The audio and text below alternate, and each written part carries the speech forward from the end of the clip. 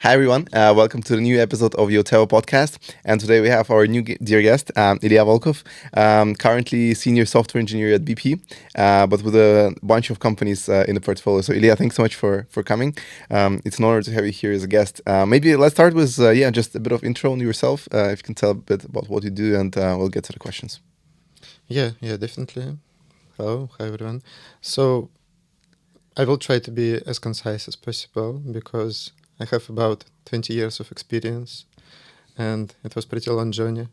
I will cover just last, 3 to 4 jobs in my journey. Yeah. And it was probably the most recent one was Одноклассники, OK.ru in Russia. Yeah. When I was leading ML platform development. It was Facebook or Meta later on. And when I joined the company, it was Facebook. After that, it was Meta in 2021, where I was part of business user integrity team. After that, Binance in Dubai. It was pretty nice experience, pretty interesting experience, pretty different experience. It was Chinese company. It was my first experience in Chinese company. Interesting. It was a year. It was user account onboarding system, and I was responsible for just casual normal person to onboard to the platform, which is relatively big in crypto market.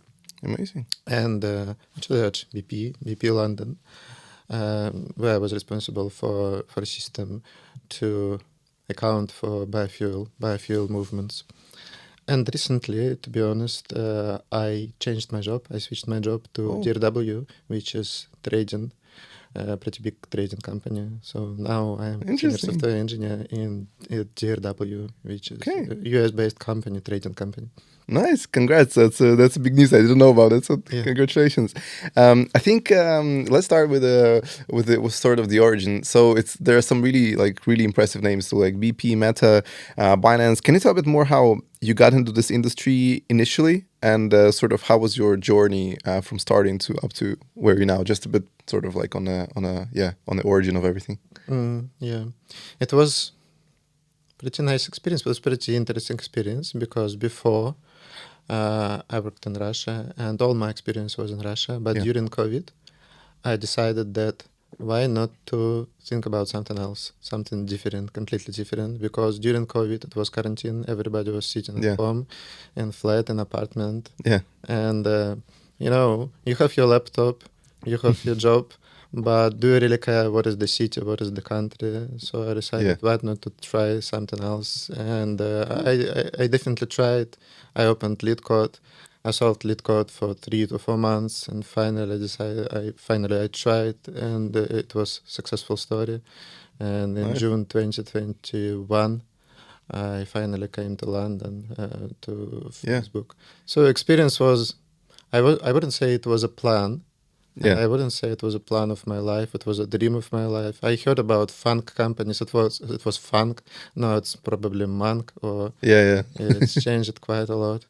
But it was pretty unexpected event, I would say. Unexpected event for me and for my family. And we just decided to try. It was pretty interesting. Cool. And how was the process of, it was Facebook, like Meta was the first company that you worked with when you came to London. How was the process of like application? Did you just apply online? Did you ask for like, intros, references? How did it work? Well, before 2021, Meta reached me a lot. Okay, so they were... I was, maybe because I was working in OK.ru, social network, competitor, and it was much experience, and that's why they needed the profile. The profile was matching. I was working with integrity, with machine learning and stuff like that, so it was profile match. But I rejected constantly in LinkedIn. I was not interested in moving abroad. And during quarantine, I decided just to try, just out of interest, because I was never interested in that. So they reached me multiple times, and finally decided, okay, let's try. And finally, they introduced it. What is the process? The process became super difficult to me. At least, usually you have just one round interview. Yeah. And Matt, it was about 4 months or so. It 4 was months. pretty long, Wow. at least for me. You have 0 stage. After that, you have 2 stages, another 2 stages, system design, coding interview, behavior interview. And each and every round is pretty specific for fun companies. So. Yeah. Okay, interesting.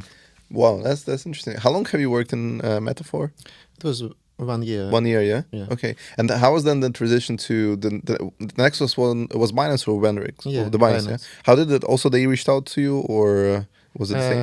It was pretty. I started thinking about something else, and I had many companies. Yeah. In the area of interest, and I applied to Google. Or I don't remember. Basically, they applied. They reached to me. Yeah. And I passed Google interview. Yeah. Then it was ByteDance, TikTok. But ByteDance, it was interesting story. They asked it to join in Singapore. Okay. And I liked Singapore, and we started research. And it was Binance. They reached to me, basically. So I had 3 companies. Okay. And finally, we tried to understand what's going on, where we would like to go to. And we did a lot of research about Singapore, because I was previously in Singapore for a week. And I liked the country or the city. It's super nice. Yeah. But we were not sure about cultural differences, about climate. And Dubai was pretty close to Russia. And it's a big Russian society, basically, in Dubai.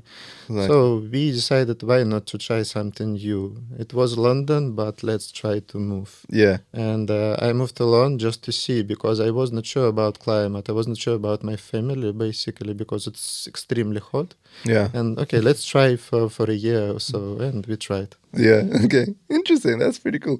The next question I have is actually on the, why did you end up choosing the UK over everything else? Because I think UK is a very unique place for like entrepreneurs and tech people in general. Can you share your perspective on like why you ended up being here, not in Dubai or elsewhere? Like why you think London is the good place to be? There are multiple sides of this story. One side probably is about tolerance to migrants. And to different countries, cultures, religions. So you can really feel in London like in your country. Whenever you came from Africa, America, Caribs, I don't know, Asia, any country, and they tolerate, and it's in their culture. Right? That's the first point. Point number 2, there are many pretty good countries, in my opinion, in Europe, for instance. But you should learn new language, completely new language. And language barrier is pretty big. At least maybe not for me, but for my family it can be an issue. Well, there is pretty good education system. I wouldn't say maybe about public school education, but later on about university. Universities, university. Although you should work pretty hard, but still you have a chance, right, 100%. To go. And Organic Software Engineering Society and the opportunities to work. There are a lot of jobs, so you have a wide range to choose from. So that was the choice. No, I 100% agree. I think the way how the ecosystem is thriving in London for tech, like the number of tech companies arising here, it's just amazing. And what about Dubai? How was your experience with Dubai? Because a lot of people are now considering moving there, so it's good to have your opinion on that. It's pretty interesting experience, to be honest. And I was thinking about, you can go to the sea, each and every to the beach, each and every basically minute. And I was renting, and it was pretty good apartment, and was in pretty good area, although it was overpriced. But still we decided, okay, we live there, I live there, that's why it should be good. And I had 20 meters from my flat swimming pool. Oh, okay. So during the lunch, you can go to swimming pool for half an hour, for an hour or so. But all of a sudden I realized that swimming pool is not so good, because when you have 40 degrees outside, you don't want to go there. It will not help too much, right? So usually you sit on your flat for 99% of your time. And finally you feel a little bit exhausted, because you don't see outside, you don't see nature, and it's something that you have used to see in Russia, in St. Petersburg, Yeah. I can go to the street Yeah. and I can breathe. But in Dubai, it's not so easy. So it's nice country, a lot of opportunities, Yeah. a lot of pretty big companies. Yeah. But still, there are some pretty small things, but significant I ones. really but significant for me. Yeah. So Yeah, it makes sense. What about culture-wise? Do you think it's like somewhat multiculturalism there as well, or not that much? I wouldn't say there are any difficulties. Yeah, it's Muslim country, so but still, I didn't feel any difficulties with Okay. that at all. Okay. Right, so it was pretty much in that sense. I would say it's pretty much like London. Okay. So it's my difficulty was mainly The probably climate. about climate, Yeah. and there is one more point to mention Yeah. is that although there are a lot of job opportunities there, but still it's not so wide as in London. Definitely, I would say maybe it's 5 to 20, maybe 1 to 20 in comparison to London. Okay. So you have to think carefully. If you really see that only one job in Dubai, you have to think, what shall I do if it will be closed? Yeah. Or if for some reasons I will decide to change. Yeah. Will you find something similar to your profile for the same salary? Yeah. Because sooner or later you will rent, you will have contract course. on your rating contract, you will maybe buy your car, Yeah. Of you will course. have your kids going to school. Like there will be costs. And it will be not too easy to change Yeah. if you will not find. 100%. That's a really good point. Amazing. Let's get to a bit more on your software journey. So the cool thing that I'm noticing, you've transitioned across very different industries and very different tech stacks. Can you share what do you think helped you to stay adaptable throughout all these years in terms of to be on top of things of what's going on in the industry? The second part of the question is, how should companies be looking for talents like that? Like, should they be like in case with Meta, should they be constantly reaching out on LinkedIn? Like, in general, like what was the key to staying adaptable, and what would be your advice to companies who are looking for this kind of talent? To stay adaptable, it's a Yeah. good question, because to be honest, it's not easy to stay adaptable. Yeah. And the industry is growing, constantly growing, and you don't understand very well what is the direction you should look into. For instance, there is one direction, I don't know, Web3. Yeah. That's the whole area, pretty big area. And if you will try to work in this area, you should spend not years, but some huge amount of time. Exactly. Yeah. Yeah, there is ML or AI, whatever. So AI is pretty hype word, I would say. Yeah. And maybe I wouldn't say that it's simple to describe what is AI, because AI really started, I don't know, 50, 70. Yeah. A lot of years. A lot of years ago. That's true. But right now, people will say that AI is about LLM, right? It's about ChatGPT when ChatGPT started and stuff like that. But it's still LLM. Yeah. It's not. I mean, AI is not the same as LLM. It's LLM is just part of it. Yeah. Right. And ML, what is ML, right? Part of AI or not? And if you will try to grow in this direction, it's completely different direction. Definitely different. Yeah. And maybe you shouldn't even know software engineering a lot. You shouldn't be really software engineer. I mean, you shouldn't code a lot when you are ML. From time to time, I see that people just try to train their models and they understand the ML part, but they are not very good in multi-threading. They are not very good in, I don't know, C++ development or whatever. They know this part, which is pretty niche area, but which is pretty big, extremely big. Yeah. So that's a good question, because it depends. What kind of field sort of do you go into? Really. But that's really cool, because you've been working on machine learning for way more years than it's been popular. Because you've been doing machine learning even before, right? Yeah, I started probably in 2018. Exactly. But I wouldn't say it was machine learning. Yeah, I can definitely train some model, I don't know, some text model on Spark, some super simple model on PyTorch or I don't know, Coffee or whatever, right? Yeah. It's not a big deal, but to be on the top, you should do just that. Yeah, that's true. Yeah. You should be professional in this area. I would still say that I am backend engineer with some ML exposure. Okay. Yeah, makes sense. That's really cool.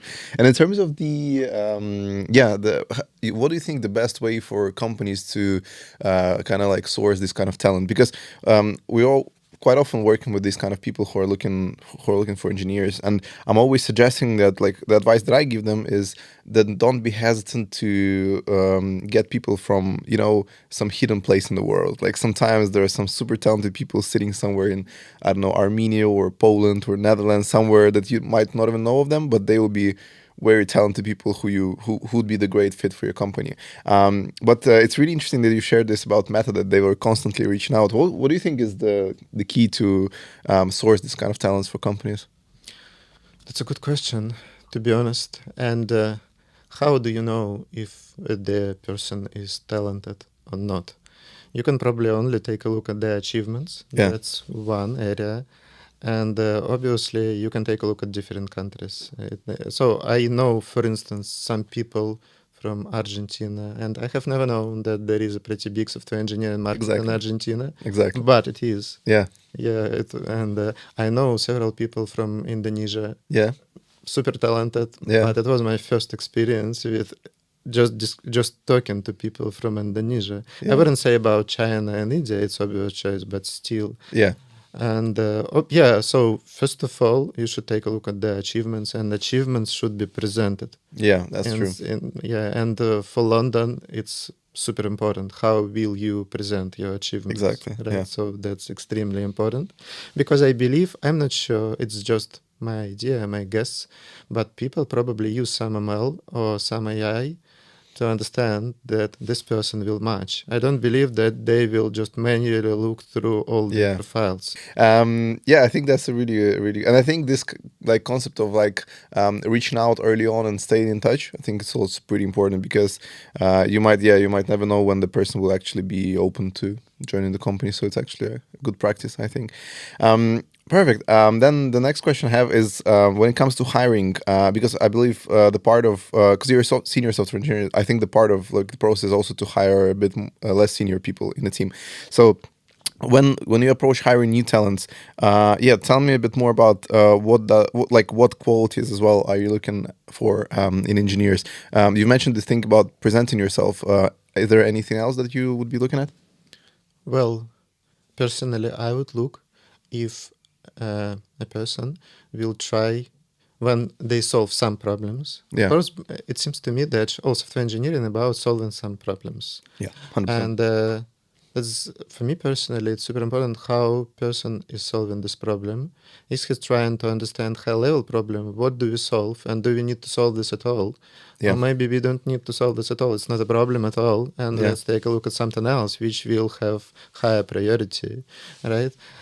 But some people will just, oh, okay, I will apply this technical solution. Technical solution is the last in this pyramid. Yeah.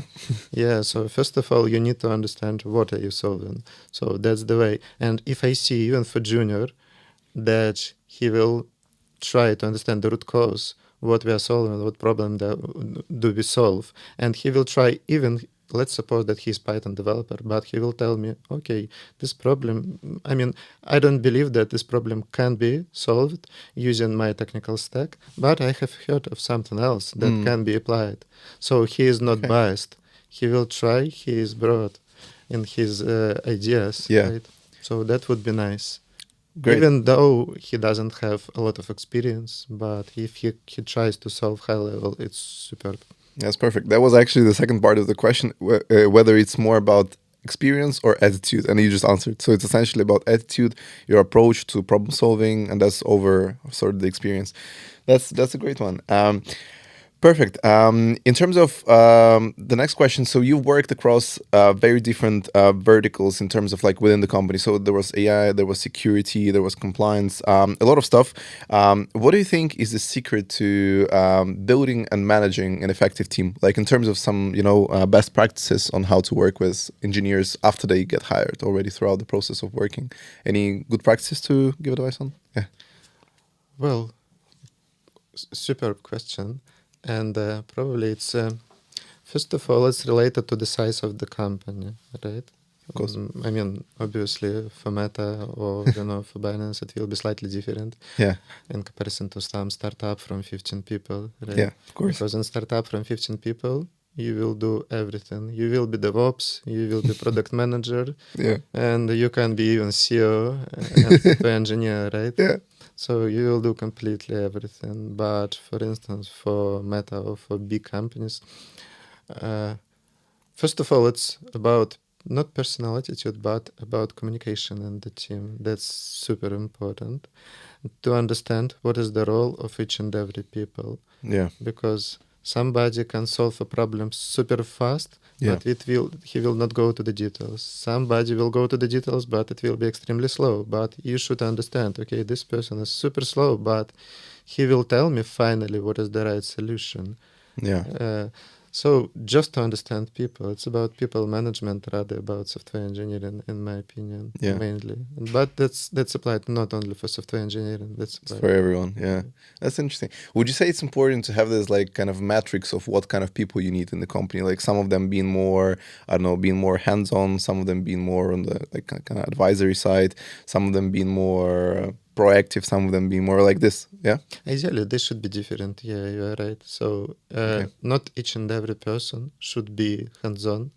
Yeah. Although it's superb when everyone is hands-on, Yeah. because let's suppose that you have, I don't know, 5 people in the team and they are all have a lot of experience. Yeah. In this case, I mean, for instance, right now I have such a team Yeah. and everyone is senior software engineering, Yeah. they have a lot of experience.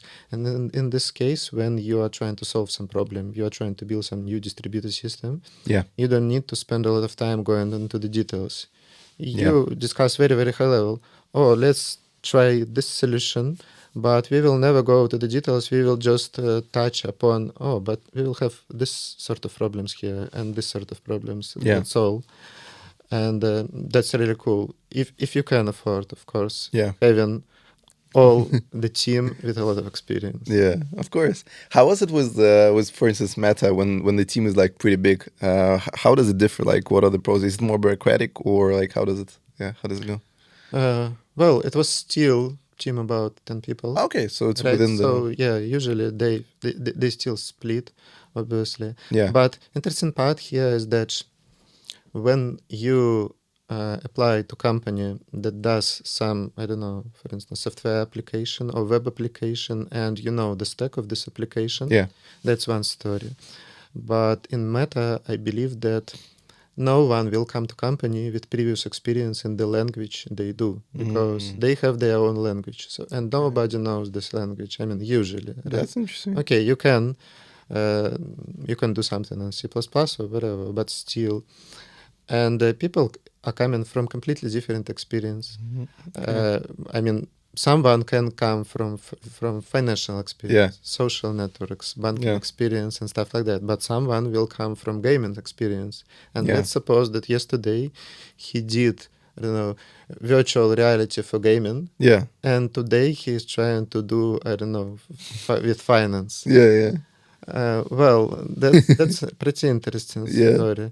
But they manage it. They Yeah. manage, but they manage internally. Because when you will come to the company, finally, you will need to do some team selection. Of course. Just to understand if you match, if your profile will match and stuff That's like cool. Yeah, I think that also it's important to mention about these kind of companies like Meta. The cool thing is that throughout the career you can switch between different departments of the company, right? So there is a pretty good practice to, for instance, if you I don't know worked in some department in London for like a couple of years, you can then easily ask to transfer you to I don't know some new department in US or something like that. Is that something that is practiced? that. Yeah, definitely. I Yeah. knew a few people, even during this year, which transferred from London to US. Yeah. Okay, cool. Yeah, that's a really good thing. New perspectives. Cool. The next question I have is when you receive new offers to join teams, for example, from startups or I don't know from some other companies. How do you personally evaluate whether the product they're doing is is interesting for you, whether it's worth building, whether it's technically like feasible, because I assume a lot of startups are reaching out as well and asking to take part. How do you usually assess these kind of offers? Pretty good question. And, um, recently, a couple of years ago, probably, I was evaluating one offer from startup, Yeah. and luckily they had a GitHub. They open sourced part Yeah. of their product, Okay. and when people outsource, you can probably take a couple of days, couple of hours, To have a and look. take a look at their code and course. understand it, if you can work with this code base, if you can tolerate the quality. Because in startup, for instance, Yeah. it's not always the best code, right? course. I mean, people should launch their product maybe as soon as possible. So yeah. But if you feel the vibe, if you understand, okay, you can do the same, Yeah. and you can tolerate this level of quality, and sooner or later you will improve definitely. That's course. why you join there. I mean, why not? Okay. It's a good chance, but it's amazing chance if you really have an access to the Yeah. source code. Okay, that's a really good advice actually, and I think that's something we also see, like that a lot of companies they don't share much details of what they do, like about the, like especially when it comes to like source code and stuff like that, but they still want to see the profiles of people that might be suitable, and they want them to do some feedback and estimations on that, and it is almost impossible without having a look at the code. So it's a really good point. And then in terms of the personal fit, do you have any sort of evaluation on whether you like the product yourself? Is it playing the part in decision making? Well, maybe it's not about the product, because product can be changed, right? And you can work on different parts of the product, and that's probably about culture, attitude, right? Culture, about maybe the vibe which you feel when you see this, how people are solving issues. Even in GitHub, if you will see the product in GitHub, you will see the issues. The approach, you can see on the comments what is the feedback on the product basically, and how they're trying to solve user issues. Yeah, that's true. Yeah, so that's about probably mainly about attitude. Yeah. And if you will feel that they really care about product, they really care about solving user issues, I mean, yeah, that's a pretty nice flag for you. Nice, amazing. That's great. Perfect. The next one I have is after working inside of massive companies, massive systems like Meta and others, what do you think? What is like the thing you've learned generally about the thing that shaped your view towards building products? Maybe some like one sort of big lesson that you've learned from all these experiences altogether. Yeah. Well, there are so many lessons in the last 5 years. They're totally different. One lesson, for instance, was about cultural differences, because when you join multicultural company, you should understand that people from different countries are totally different, and you cannot apply the same direct approach, which, for instance, was my approach, because, I mean, from Russia, I mean, what I think, that's what I will tell to people. Okay, I think this one, I think you are incorrect, and I will tell directly you are incorrect. Exactly. But in some cultures, it's prohibited. Of course. You should you should tolerate, and you should be super flexible. And so that's lesson number one, cultural difference. People are different, and you should understand this very well. Another concept is about solving the problems, right? And let's suppose that you understand what is the best solution for the problem. But from time to time, the solution itself can take 6 months or so for you. Exactly. And ideally, in many companies, for instance, on social networks, you can have some shortcut, and you can implement some solution in 2 weeks, in a month, and try to do A/B testing. And maybe your solution nobody needs. And like finally, agile approach. You can just spend 6 months on the solution, which will not be used at all, because the results of A/B testing will show there is no difference. And finally, it will be just a row-based solution, and it will be a nightmare for you, because you spend a lot of time and you didn't do impact. And big companies are mainly focused on the impact. Right? So you can just write 2 lines of code, but impact will be significant. You can just change your button from blue to red, and finally, all of a sudden, you will realize that your product is used. Of course. But also, you can build super platform, but it will not be used at all. Yeah, that's true. I think that's really like the huge indicator of everything what you're saying is a huge indicator of your seniority, because usually a lot of engineers that are not that senior, they're not thinking beyond just doing the code. They're just thinking about like, yeah, we'll just do the code. But in reality, the actual seniority is thinking like you think, thinking beyond, thinking of like what's going to be the impact on the user. Are they going to use it? What's going to be the A/B testing, the results of it? I think that's a very, very good indicator. So yeah, that's cool. The next one I have, it's a pretty interesting question. I was reading yesterday an article. I think it was by the Times or the Economist. I don't remember. It was about the tendency of having something called polygamy jobs in the UK. The concept is pretty much the following: is that especially in tech, where the culture is more of a democratic, without like tracking and all of that. The concept that a lot of people, they take on a few jobs simultaneously, like 2 or 3 jobs, make 3x of their salaries, and work like that, which eventually is a huge risk for them, and eventually it like impacts the employer and stuff like that. But it's pretty interesting because the way I experienced it, like many times, is in our region. A lot of people in Eastern Europe, they practice this kind of stuff. So, and this is one of the things that I really telling everyone to not practice, because it's like, I think something not a good thing to do. And I'm always when we work with clients as well, I'm always kind of highlighting that this is one of the things that we monitor pretty strict. Yeah, what's your opinion on that? It's really interesting because I've heard engineers having different opinions on that, so it would be good to have yours.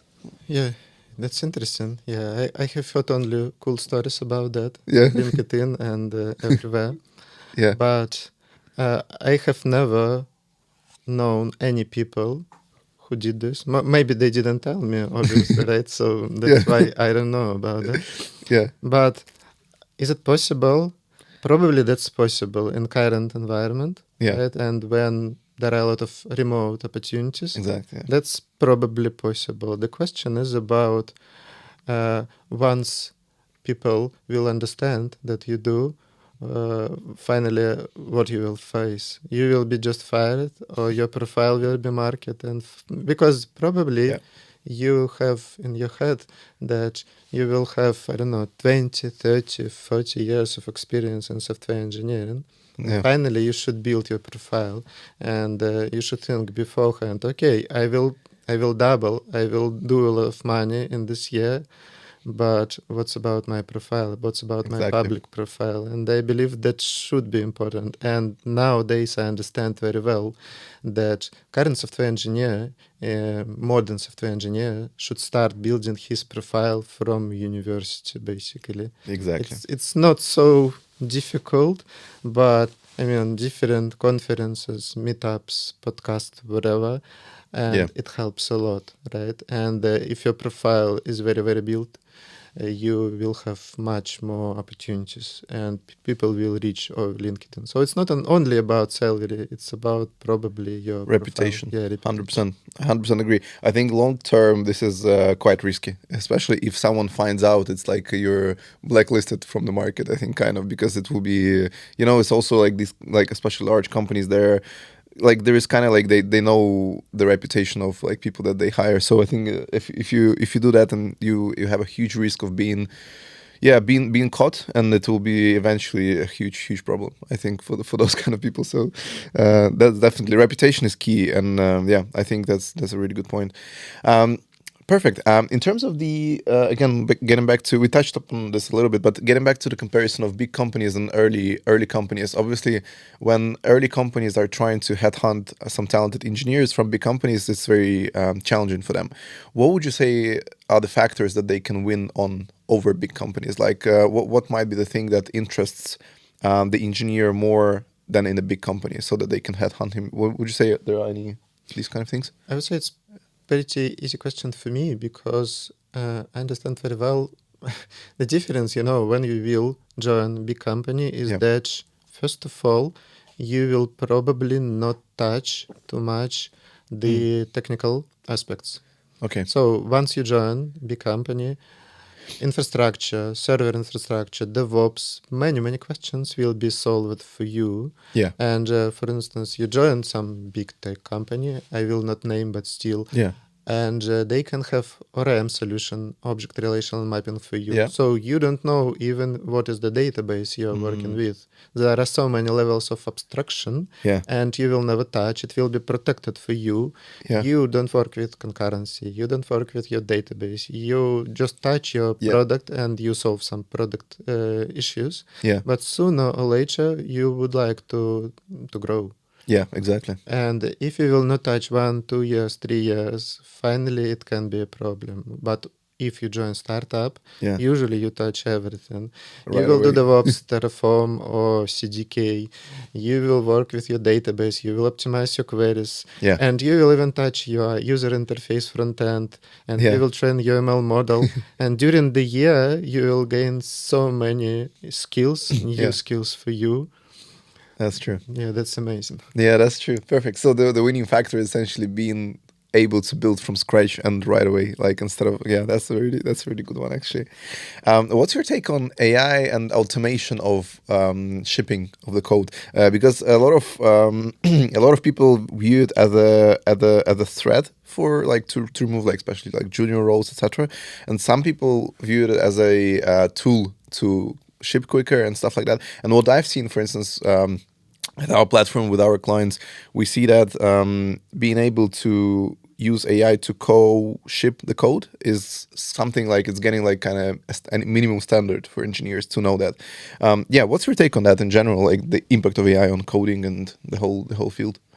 It's my personal experience, Yeah. but I have never seen AI-generated code that is ready to be shipped. Yeah, Yeah, that's a good one. there are so many efforts from my side to polish it up. Yeah, Yeah, from time to time, I may use the idea.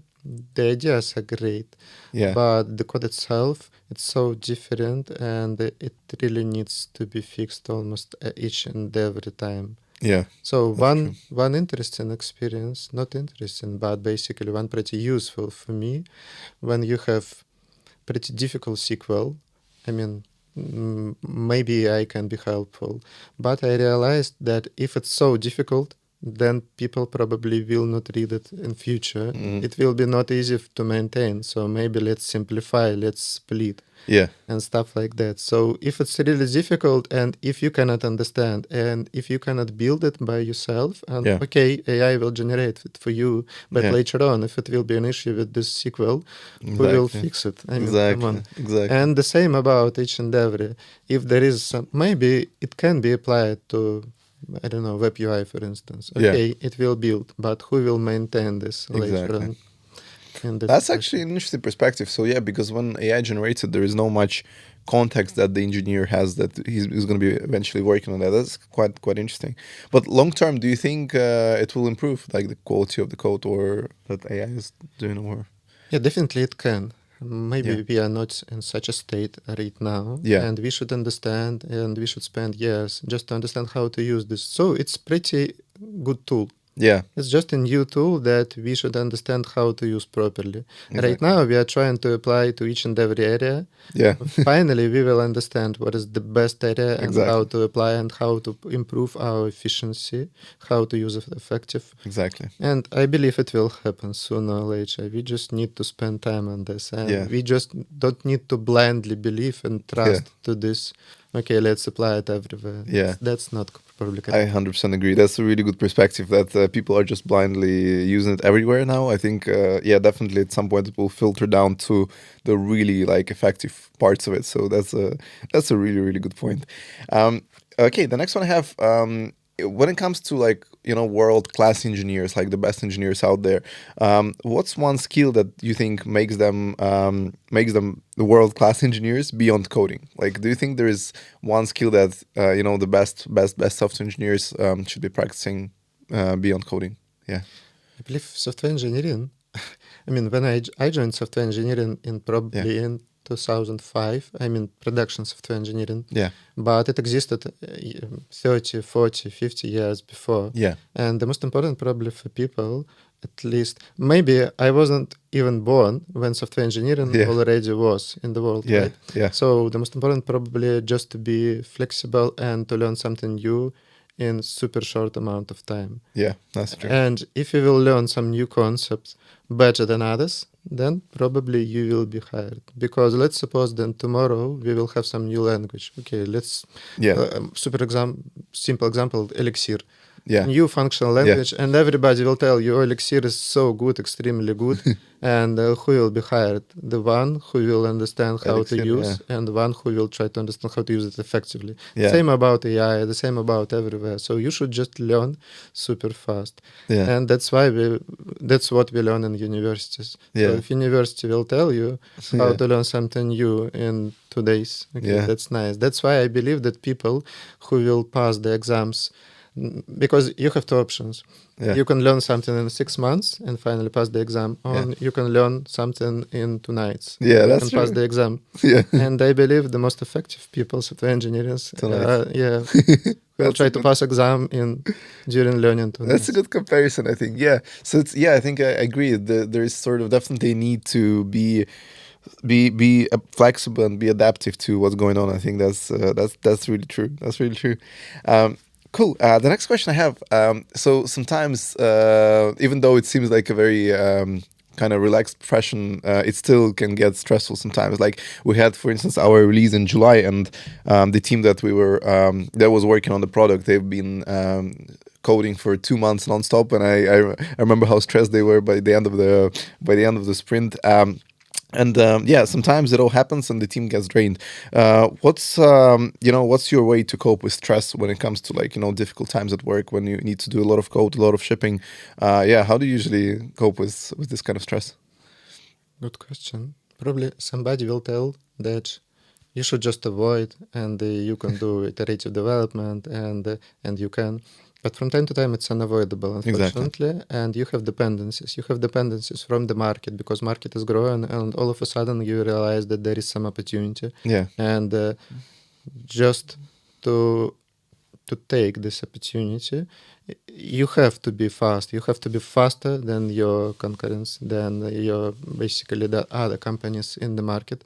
And so you need to launch something in 2 months. That's inevitable. Right? So exactly. if we tell that that's inevitable, then you should just understand that, okay, every year I will have 2 months of stress. And that's okay. That's like one person when I started driving 20 years or so, and in the past, and he told me, just believe me, every year you will have car incident. No matter how careful you drive, you will have car incident. Okay. Right? That's inevitable. That's why, if you don't have it right now, you will have it in a month, in 2 months, finally. So that's the same here, right? So every year you will have 2 months of stress. Just plan it before. Yeah, that's fine. Okay, interesting. So sort of mentally getting prepared and accepting it. Okay, that's a good one. Perfect. And I think just the last question before we wrap up the episode. So the question is the following. A lot of great founders, some of the greatest founders in the world, they are the ones who turned from engineers to founders. And you've built some of the largest systems in the world, truly. And the question is, do you have an ambition to build your own product? And if you do, what would it be? I have a lot of ambitions. Okay, that's good. Definitely. And but probably that's only the ideas.